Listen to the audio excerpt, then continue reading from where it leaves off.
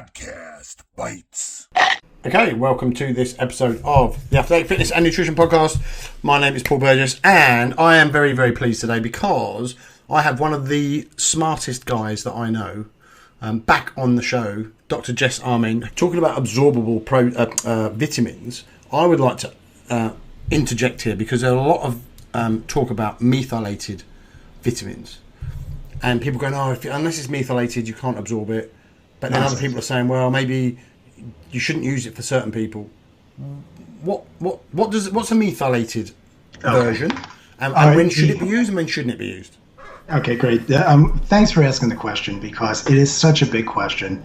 And talking about methylation is the word of the week. You know, actually the word of the past 5 years. Yeah, exactly.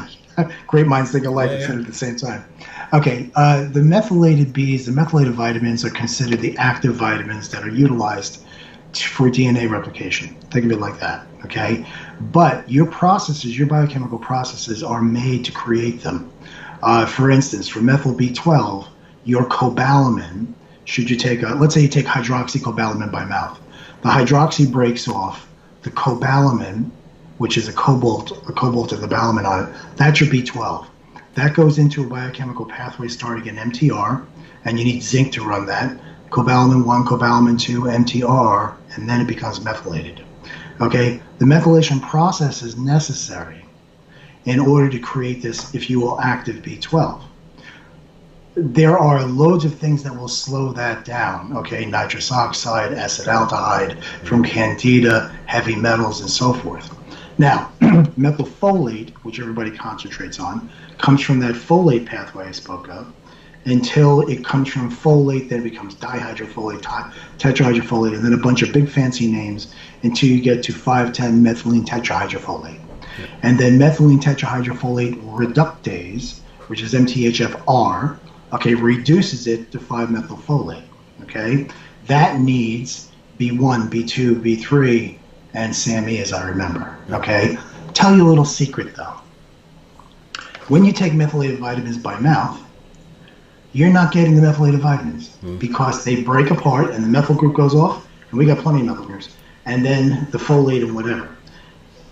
I will tell you that 80% of my patients, now mind you, my patients are a very specific group.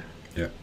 Okay, a very specific group because I take care of complex multifactorial cases that have been here and there and everywhere and aren't getting results. So obviously I take care of a certain, but I will tell you that about 80% of the people who take methylated vitamins have a nasty reaction because in certain instances, without getting into the biochemistry, it releases a lot of adrenaline.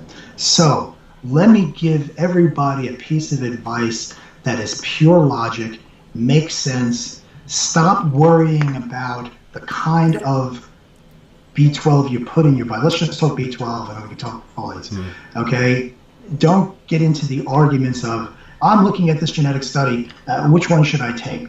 Well, if you choose to take a methylated vitamin, okay, start at about a quarter of the dose and work your way up over 2 weeks to the full dose. Now, you're going to get one of 4 reactions. If you feel poorly at first, stop. Yeah. You know, I get people call me up and say, I can only take a crumb of methyl B12. I'm like, why are you bothering? But I need it. No, you don't. You're not getting enough at all. I mean, if you're taking a crumb, how much methyl B12 are you getting? Okay, so stop. 2, and this is something that people should be really careful of. A lot of times you'll start taking a methyl vitamin and you'll feel kind of good for a week.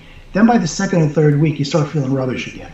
Stop, okay? Now, there's reasons. It's stretching of the pathways. But let me give you a good example, just a visualization. We've all, in our youth, a long time ago, owned an old car, okay, an old used car.